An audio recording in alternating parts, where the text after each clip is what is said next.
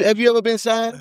Or you always been independent? Never been. So when 2 Rounds blew up, I did a partnership with E1. So this, I'm gonna tell you, break this story down. Let's go.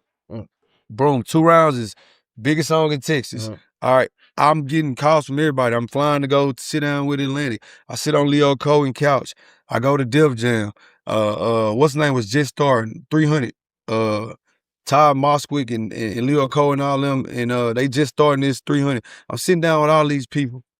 At the time, Kirko Bangz is Drake. the huge Drake my couple shoes. He with Altlantic. Altlantic fly me out there. So I'm in there and I'm like, man, this feel right. They got a lot of big artists. This Altlantic, I think just the deal I want to take. And me and my homeboy out there. And so I had a meeting and dude named Mike Karen, the head of Altlantic at the time. We sitting down and the deal he offered me, he was like, we gonna put all the money behind the album. We're gonna put all the money behind the single. You know, whatever it does from there, if it does good, we'll put the money up for the album. And, you know, Kirko ended up calling me. He kind of voices not so happy with Altlantic at that time. So I got that playing in my head while I'm there. And then he tells me this. And so, you know, I knew it was a big opportunity. They put all these artists in my face that they was blowing up at the time. They had Wiz Khalifa.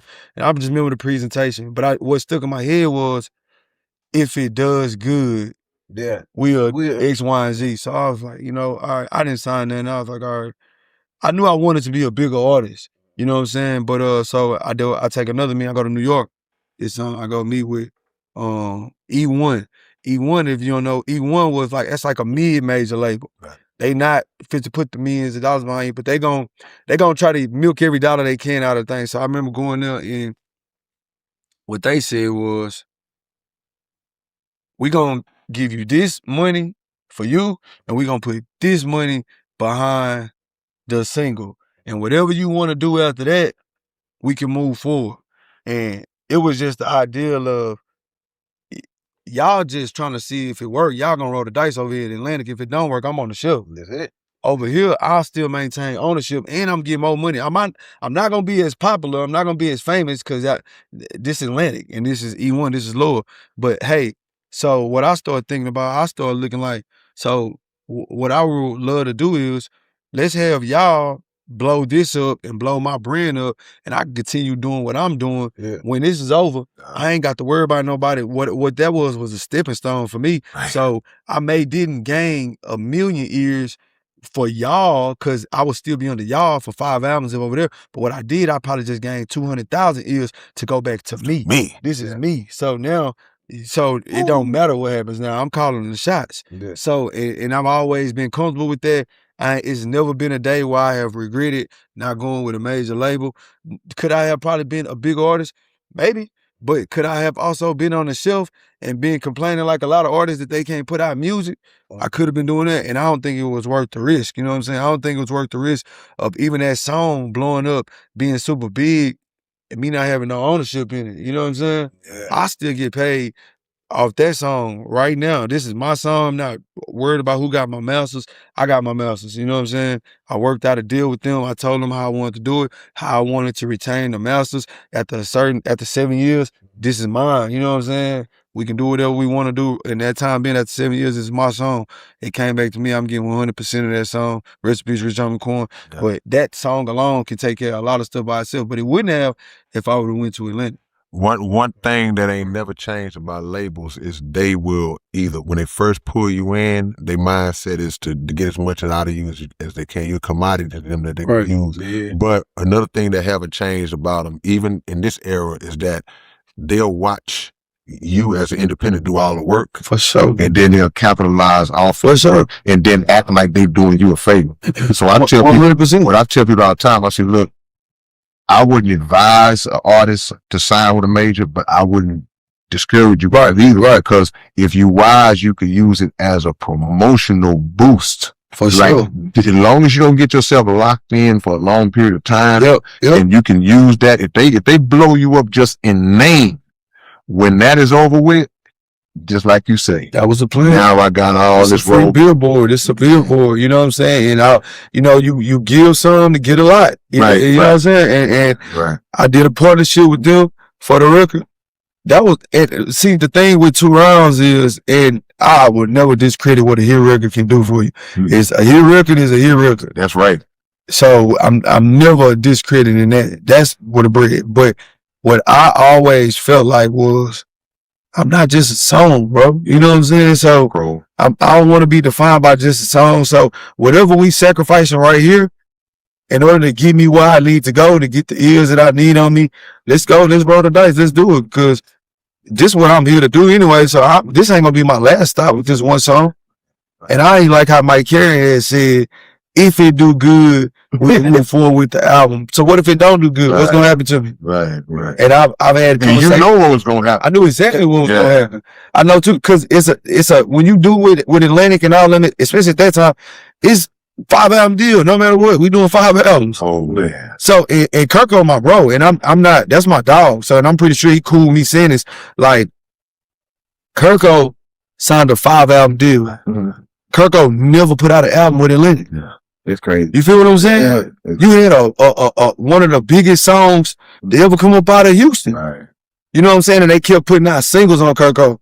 You know what I'm saying? Trying to get to a certain moment when he had a 5-album deal. So you basically, you stuck in this deal until you give them 5 albums, and they know they not gonna do 5 albums. That's crazy.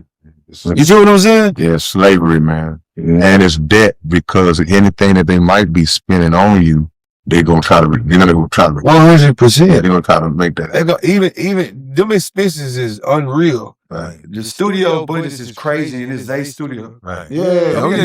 They're charging you for something that they don't. And especially it's a game. Man, so when I went down there, and they was trying to get me to come there, they had me come to their studio, just do a couple songs, one shot you work. And man, I actually did a song with Kevin Gates, which ended up, I wasn't supposed to take it. I took that song. That was something they had, because they had just signed him, and they had us work on that song. I ended up putting that song out later.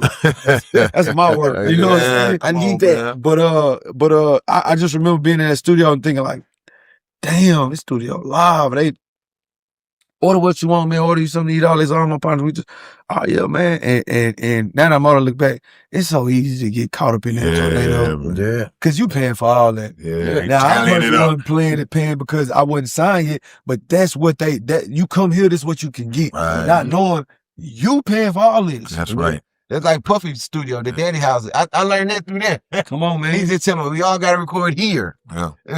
And so when they do that, when you record there, you know, whoever responsible for the studio or who is paying for the studio automatically owns the masters. Yeah, I heard that too. A lot of people don't know that. You know what I'm saying? So if y'all listening, make sure you understand that and get that paperwork done, because technically, if me and you go to the studio and you like, hey bro, I got this cold idea, and you just, whether you put me on it or not, but I go book the studio and pay for it, that's my song. Yeah, because you paid for it. I pay. So this is because it's my session. So that's mine. That's my master. You know what I'm saying? People don't understand that. And like, it's so much to this rap game, that just the music industry, period, that's tricky, man. I tell people all the time, bro, like, if this what you want to do, if this really what you want to do, bro, learn the game, bro. Learn the game, bro. Man, we watch all these movies and all these artists all the time. Do people think that they just making these stories up? It's the same story, just with a couple of tweaks in it. Yeah, it's a biopic, bro. This is real. This is really happening. Cadillac Records really happening. Man. You know what I'm saying? So, like, I just tell people, bro, like, man, be a student of the game, bro. Be a student of the business. Like, I think if you do that, you have a bigger chance to find a way to really make some money out of it, because there's so much money in this game that a lot of people don't know about. Right. A lot of people. It's a lot of rappers out here, a lot of artists out here that even have money in the clouds somewhere that they don't even know about because they don't know the business. No, I'm on top of mine. Mine ain't in the clouds. Where it might be, I can't like. It might be. It might be. You're right. I just got presented a cloud. Yeah. And messed your head up, huh? Because I didn't know nothing about it. Right. And here I am thinking I know this, and that. I know publishing royalties. Man, it's so much, bro. That hidden brand. They called me, bro, and I thought they were playing with me. They were like, man, you got a lot of unclaimed such and such. But I was like, what? Like, mechanical royalties that you ain't. I'm like, what you mean? He was like, yeah. Showed me. I was like, hell no. Wow. So it got me thinking, how many of us don't know about a lot of our bread that's out here, right? You know what I'm saying? How long in it before you really say, I got my business right?